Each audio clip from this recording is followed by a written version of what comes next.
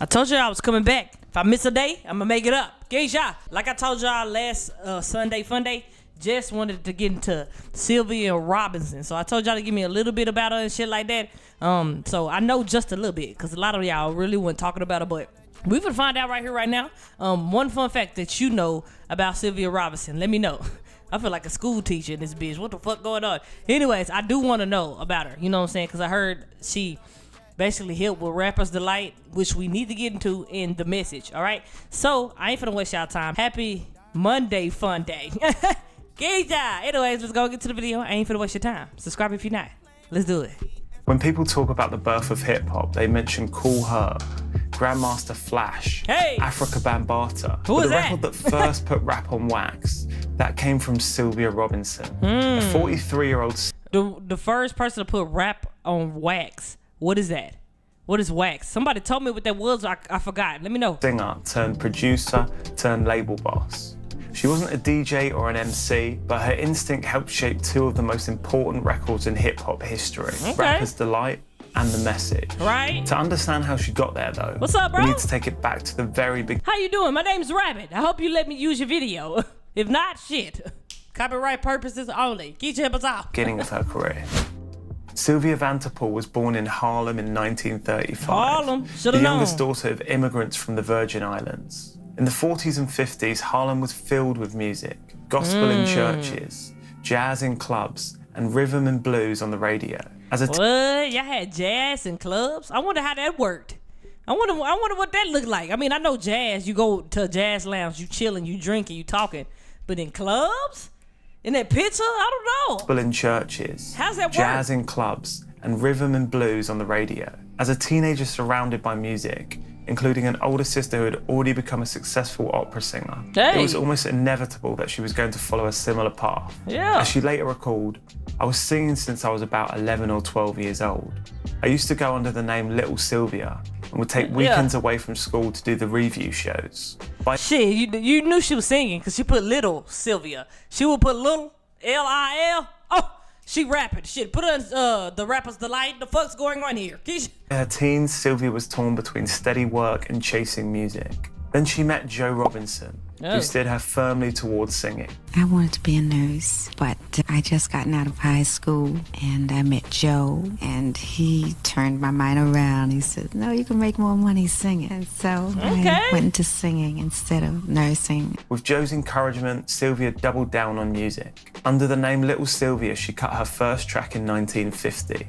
Chocolate Candy Blues, alongside jazz trumpeter Hot Lips Page. Chocolate, chocolate, chocolate, candy's everywhere. Hey!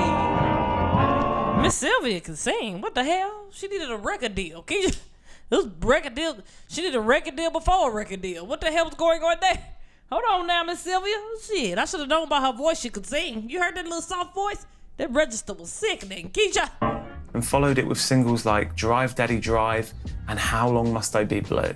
Around this time, she also began guitar lessons with respected New York session player Mickey Baker. A partnership that would soon change both of their lives. Who was that? Sylvia was a guitar student of mine. At the time, there was Mary Ford and Les Paul. The music was very nice, but they couldn't perform it on stage. God damn, I'm glad they had the subtitles on. That man voice deep as hell. Oh, the fuck? He need to be playing baritone. Fuck a guitar tone.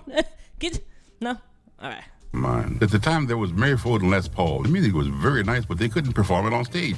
So I said, we'd take the two guitars and we'll figure out a way to make Mickey and Sylvia and do it on stage. That act, Mickey and Sylvia, officially formed in 1955, a mix of guitar-driven R&B. Over the next couple of years, they released a few tracks like No Good Lover and I'm So Glad, that were regional hits but didn't really garner any mainstream attention. Whilst touring on the R&B circuit, is it because, oh, hold on, who you talking? Sylvia saw Bo Diddley perform a call and response routine at the Howard Theatre. Okay, he didn't answer my question. So, I want to know the start of R&B, because he didn't really say anything about R&B. He said the only thing that was really played in the 40s and 50s was jazz music, rhythm and blues or some shit like that, and then you had choir, like church. So when did R&B come into the play? I want to talk about R&B too when we get our info and more insight on our hip hop, like our rap and hip hop. But I do want to know that because it seemed like he's skipping something. Like where When did this R&B start? Who is Bo Diddley? What the hell, Diddley? Sylvia saw Bo Diddley perform a call and response routine at the Howard Theatre. She told him it could be a hit, but when his label dismissed it, she got his blessing to rework it. The result was Love Is Strange, their breakout single. Love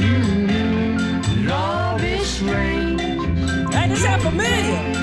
That song, Love Is Strange, it was her inspiration that made me record that song in the first place. She has a nose or an ear for what's popular, though. Sylvia's instincts were already clear.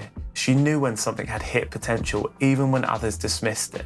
And those producer instincts only sharpened. In the early 60s, while still performing, she wrote and arranged It's Gonna Work Out Fine for Ike and Tina Turner.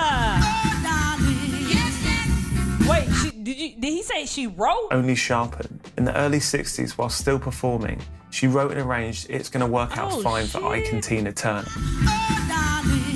Hold on, Miss Sylvia?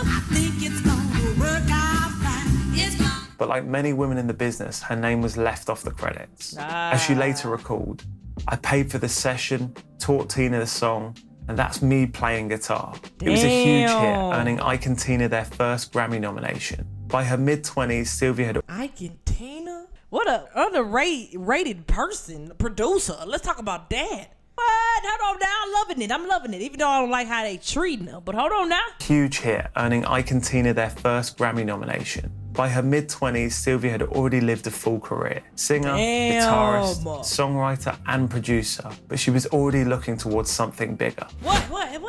By the late 60s, Sylvia was ready to move from performer to behind the scenes. Alongside her husband, Joe Robinson, she founded All Platinum Records out of Englewood, New Jersey. From a converted house, All Platinum grew into a self-contained label with its own studio and in-house team of musicians, songwriters, and producers. We have 2 studios now, which gives the producers their chance to get into the studios when they want to. They come in at night, work all night if they care to, and we have a mastering room. The label quickly found success with soulful vocal groups, most notably The Moments. Sylvia wasn't just behind the scenes though. In 1973, she staged a comeback of her own with the Sultry Pillow Tour. What's the same? Yeah. I had no... How come I never heard of her? You know what I'm saying? Even though she made music. Why ain't nobody really talking about the first woman producer like this for real? She made some hits for real. Before even well, they said Rapper's Delight and The Message was her first, but shit, Lord. But now she got a little weight in her, even though, and they knew that. That's why they kept her name off of shit. She knew what could blow up, what couldn't. But when you fucked around and gave her a studio where she ain't had to pay to be in that motherfucker, oh, y'all got Sylvia fucked up. Plans of doing it myself. I took it to Al Green and Willie Mitchell, and it was a bit too sexy for Al. The track hit #1 on the R&B chart and top 5 on the pop chart. That's a crazy. bold, provocative record that cemented Sylvia's reputation. Wait, so R&B and pop was around at the time? What the fuck going on? I'm thinking just like funk. Like, somebody help me there. Shit. You gotta be more specific around this motherfucker. I know we just talking about music production, but shit, if she producing R&B and shit, what the hell? Ahead of her time. Even a casual phone call could spark Sylvia's instincts. Ooh. While on the phone to the Playboy Mansion, she was struck by the voice of the receptionist on the other end. As she later stated in an interview, I thought her voice would be perfect for this track I'd been thinking of. Bruh. So I had her come over. That receptionist was Shirley Goodman. And together they recorded Shame, Shame, Shame.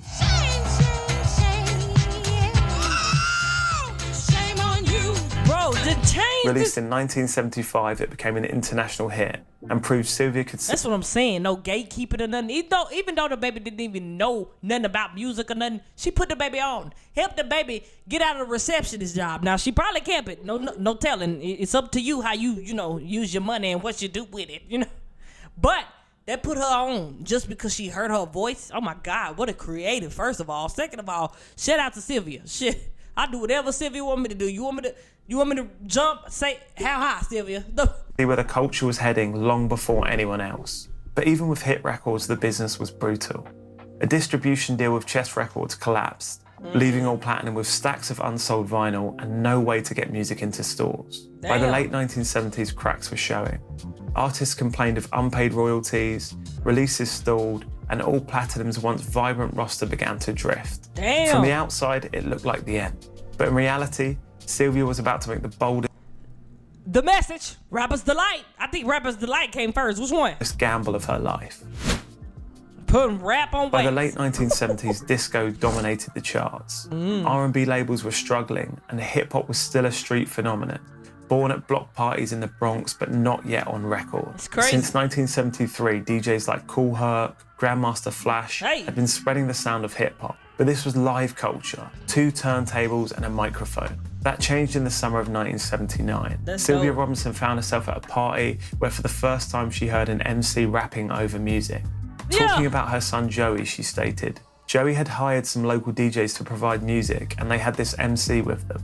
Well, I had never even heard anyone rap before. I just thought it was fabulous. And I knew that minute that I had to put this new music onto a record.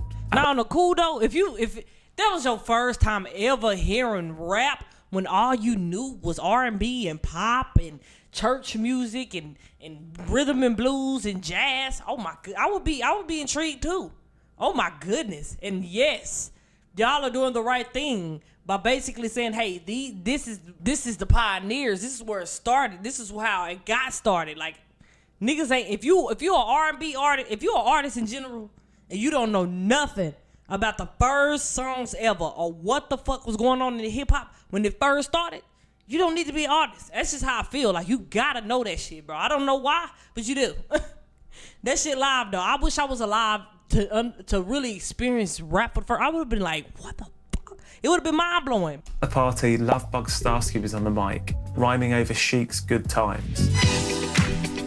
Oh, yeah. It was the record every DJ was playing that summer. Bunch of kids would take it over with boom boxes, or sometimes they'd even have a proper mobile DJ, and they would play the break to my song Good Times, and they would just rap and rap for hours and hours and hours. I had never seen anything like that. For Sylvia, that was the Bruh, before copyright. You could just feel it. That was before copyright. They just took a record and was rapping in the streets. More like cypher. It's giving like cypher underground type rap. You feel me? Before say just took a beat. This is like taking a beat from YouTube, free beat, and just rapping on top of that motherfucker. But they really took from greats, like good music. They didn't just find something like, oh, I like this. Because everybody don't like. But they took from a hit song, Good Times, and rap for hours. That's crazy. She saw a way to take the energy of those parties and put it onto a record. Next, all she needed was some MCs. She went and auditioned Hank down at the pizza place where he worked. Hank closed the pizza shop early, and he jumped in her beautiful teal Oldsmobile 98, and he started to rap. Master I G would was too. walking down the street, walked up to the car and said, hey, what's going on? Joey said, we're gonna make a rap record. Guy jumped in the car. They go up to Mrs. Robinson's mansion. I go up there with my DJ. I said, I can rap. She said, I can't decide between the three. I'm gonna marry the three of you. That was the birth of the Sugar Hill Gang. Within days, they were in the studio, recording over a live band replay of Good Times. It was originally a 19-minute song, and we did it without stopping. We edited it down to 15 minutes, and we gave it to the radio stations. Oh man, we can't play that. They put it on, and the phones blew up. Others thought the idea was crazy. So that's what I'm gonna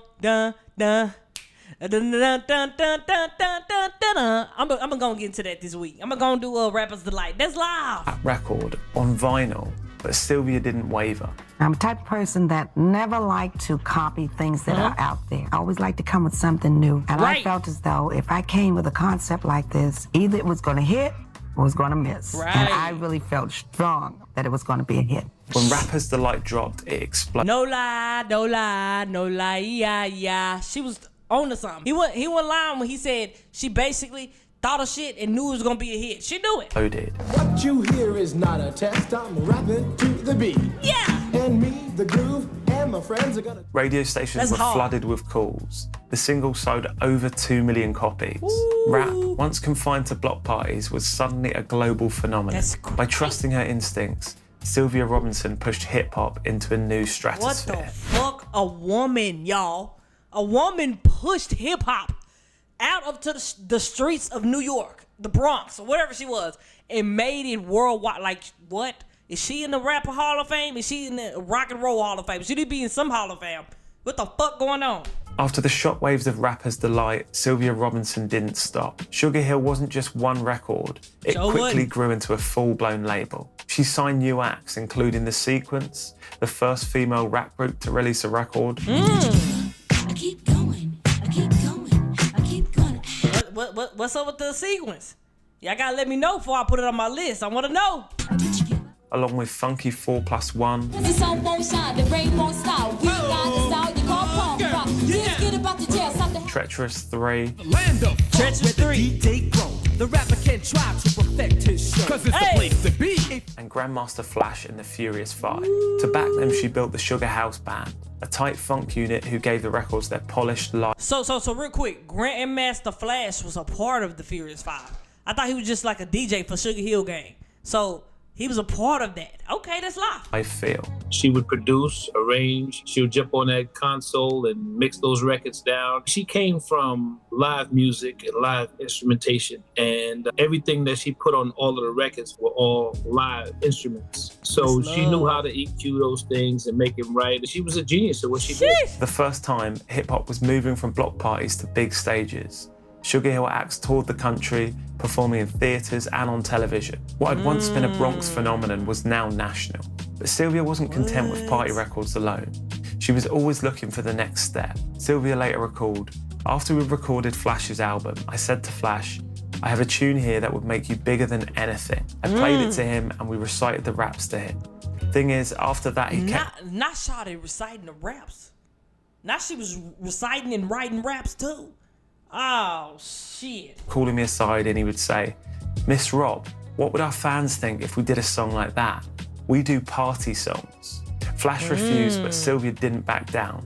She took the idea to Melly Mel. I didn't want to do the song. You know, we rapping about partying, we having a good time. I understood it, but I didn't think that it was going to work. Nobody thought that it was going to work. Even Miss Sylvia Robinson, she was the only one that believed in the song. Written largely by Duke Booty and voiced by Melly Mel, the track was a stark portrait of urban struggle. A million miles from Rapper's Delight. The message. And once again, Sylvia's perfectionism shaped the final sound. We went in, we did the song. She kept it on the board for 3 days, 72 hours. She taped the board. She didn't want nobody to come in the studio. She wanted the mix to be perfect. That's a bad mofo. That's a bad motherfucker. She's a bad motherfucker. Hold on, Miss Sylvia. Strictly perfect. Released in 1982, the message was undeniable. Don't push me, cause I'm close to the edge. What? It redefined what rap could be, not just party music, but social commentary. When the song came out, I think it was in 1982, Planet Rock was the hottest record out. They was playing Planet Rock and they took it off and then they put the message on and it worked. Sylvia would later explain, it was reality. At the time, everybody knew people living in the projects. When an artist writes a true story, that's what works for everybody, because that's what they can relate to. Right. Right, time for... Started conscious rap. This mofo started conscious rap too. Shout out to Melly Mel for believing in that. What the fuck? But didn't Grandmaster Flash them do that? Or Melly Mel on that one too? Let me know in the comment section what's that about. Cause I swear on everything I love, it's like Grandmaster Flash and the Furious 5 or some shit like that. What the fuck going on there? By the mid-1980s, hip-hop was shifting. Def Jam, Run DMC, and a harder stripped-down sound were taking over. It's tricky to rock around, It's tricky. Sugar Hill's polished live band style suddenly felt dated. Behind the scenes, lawsuits and royalty disputes piled up. By 1985, the Sugar Hill empire Sylvia had built was collapsing. But the impact she had on the... Is it because of copyright? Everybody started like making their own shit, so copyright became a thing? Is that basically what he just said? But I wasn't listening. I'm not gonna lie, I'm gonna put It's Tricky on my shit. I ain't gonna lie, I've been trying to put It's Tricky on my damn list this whole time. Run DMC. Genre as a whole will never be forgotten. What she did was she made the right record at the right time. Timing is everything. But that's what she was good about because she did it before with Rapper's Delight. She made the right record at the right time. And to this day, those are still the top 2 records. Sylvia Robinson does not get as much credit as she deserves. Sylvia was the first hip-hop mogul. She would later be honored as the mother of hip-hop and inducted into the Rock and Roll Hall of Fame. And today her fingerprints are everywhere. In the samples, in the records, and in the very idea that rap could be a global force. Sylvia Robinson didn't just witness hip-hop's birth on record. She helped deliver it to the world. Created that bitch. Fuck it. Not help deliver it. She created that bitch. Fuck you means you didn't put it on wax. She created it. The fuck, girl? Come on now. I should have did that bitch on Women Wednesday. Shout out to the women in this motherfucker. What? The biggest 2 hits to this day. And I gotta get into that Rapper's Delight, so I'm definitely checking that motherfucker out, alright? But anyways, like I said, video, if you new, you know what to do. I want you to hit that red subscribe button, you come back, we'll be right here, rocking to new video. I want you to be safe, remember them in the boy, he like, see you next video.